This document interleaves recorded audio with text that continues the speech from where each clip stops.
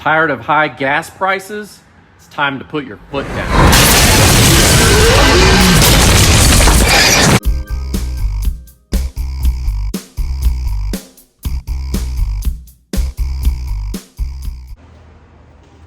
Hey, welcome back to the channel. Today we're going to be working on our Model X, and we're going to be adding the #1 accessory that I recommend for all Teslas. All right, so today we're going to be installing a screen protector on our Model X. And for a lot of you guys, you might be thinking, why do I even need this? Because I don't even put a screen protector on my phone. I'm not the kind of person that is rough on my vehicles, so why would I need that? Let me go take a look in my Model 3 and I'll show you why. So if we step in my Model 3, you'll see the reason you need a screen protector. You'll see this hairline crack right there, and you'll also see some chips right there. Those are not in the actual screen itself. That is from the screen protector. It's actually acting as a sacrificial layer that anytime something impacts it, it puts all the damage into the screen protector, not the screen behind it. So one of the ways that something like that can happen is, for me, actually, it's when I go to work, I'll grab my laptop bag, and sometimes I just get in on my driver's side here and toss the bag over onto the floor. And occasionally something on the bag may swing over and nick the corner and cause a chip to occur. Glad I have this screen protector because it does its job. So we're going to install this screen protector in our Model X. Step one is move it out into the sunlight, because you want the sunlight to help you see all the little dust particles that may be collecting on the screen, because we got to get rid of all that first. All right, so we are in our 2018 Model X. It's new to us, but we bought it used, and maybe that's kind of a situation that you guys are in as well. You bought a used Model S or Model X, which has the vertical screen, the pre-refreshed interior, and you want to know what you can do to protect it. So the #1 thing that I recommend you do to any new Tesla that you get is put a screen protector on that screen. It saved me a few times. If it didn't, and I didn't see any real world advantage to it, I probably wouldn't be telling you so much about them, but I'm a believer. If you're in the market to buy a screen protector and you're shopping around to see which one's the best, I always go to Abstract Ocean for my screen protectors. They make them themselves. They're the best. They're super easy to install. I'll show you what I've got here for this car, and we'll install it together. So let's take a look. And this is the screen protector. You'll see that it does have a 9" plus hardness rating, so it's going to resist scratches, protects your precious Tesla screen. It does come with an oleophobic coating that resists oil and fingerprints. So that's the important part here. This one is a matte finish. They also have a glossy one that's just a clear, high-def gloss that looks absolutely, amazing, but it's going to have more of a gloss and more glare on it. The matte finish, you really can't tell so much. I was concerned at first when I put a matte finish screen protector on my Model 3, thinking that it's going to be kind of dull looking and not as sharp and bright. That's not true. It is very sharp, very bright. It does a great job, but it hides fingerprints a lot better than the clear one does. And it also rejects glare and sunlight and things like that a lot better than the clear one does as well. So I recommend the matte finish, but you do you. They're both great. It's just personal preference. So this comes as a kit. If you open it up here, you'll see it comes with some cleaning supplies. So you get a cleaning wipe here, but it also has these little, they're just stickers. They call them dust grabbers. So you just want to dab these onto the screen if you see little dust particles floating around there.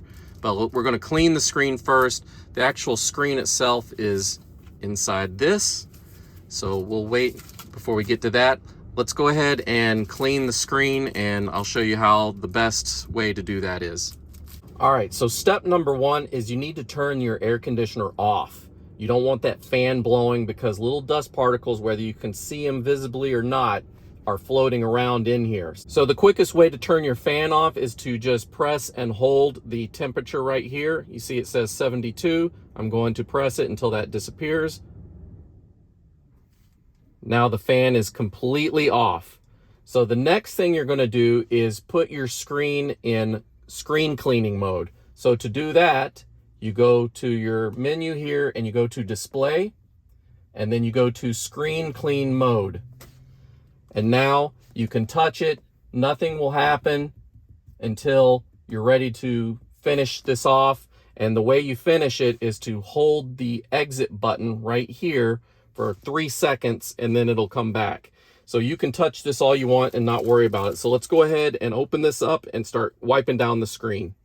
I'm going to start off with the wet wipe.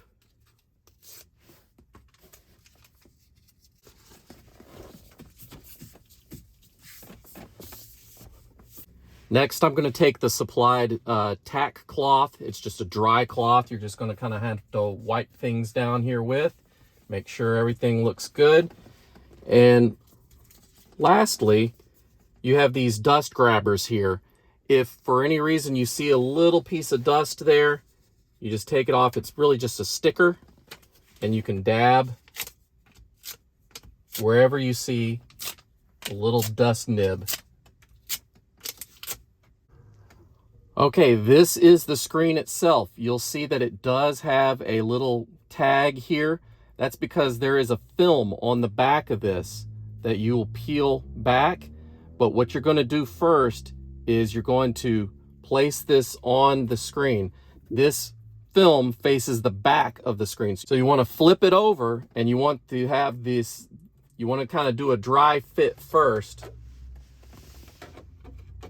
It's going to go kind of like that. So what I'm going to do is I'm going to go ahead and start removing the backing here, and then slide this into place. So I'm applying pressure to the top of the screen here as I pull back on this sheet.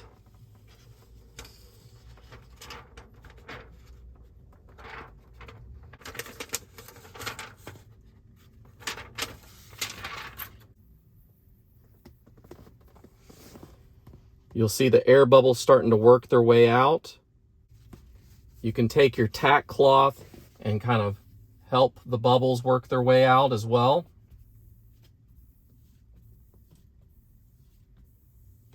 If you have a large amount of bubbles underneath the screen that you're unable to just squeegee away like that, if they're still there, what you can do is get a fingernail underneath this and slowly, gently pry this back up, and then set it back down again, and it'll push all the air bubbles out.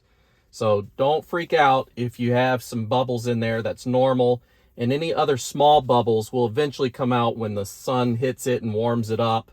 They'll eventually go away. So don't worry about that. So we're ready to turn the screen back on and check out our work. Hold for 3 seconds. And that's it. Now we have the matte finish screen protector on our Model X. It's just as bright as before. It looks clear, but it does have a slight matte finish where it does reduce glare and fingerprints. So I highly recommend this one, guys. It looks great. All right, we've got the Model X back in the garage now. We're all done. And just so you guys know, I would consider myself an expert on Model 3 because I've got 95,000 miles on this within 3 years. Spent a lot of time on this, tearing it apart, putting it back together. I have very little experience with the Model X. This is my wife's car, so I don't know all the answers when you guys ask me questions about this car just yet, because don't have a lot of seat time here. Working on that, but if you guys have any questions, or if you want to see any products reviewed or anything at all with the Model X, the pre-refreshed version, let me know. Put that in the comments below. We'll see if we can help you out with that. So it's as simple as that. We're done, guys. Let me know what you guys think about screen protectors in general, and if you like this or not. Let me know by hitting that thumbs up button down there. If you want to see more, please consider subscribing. I've got a lot more content coming, and I'll see you guys in the near future. Take care, guys. Bye.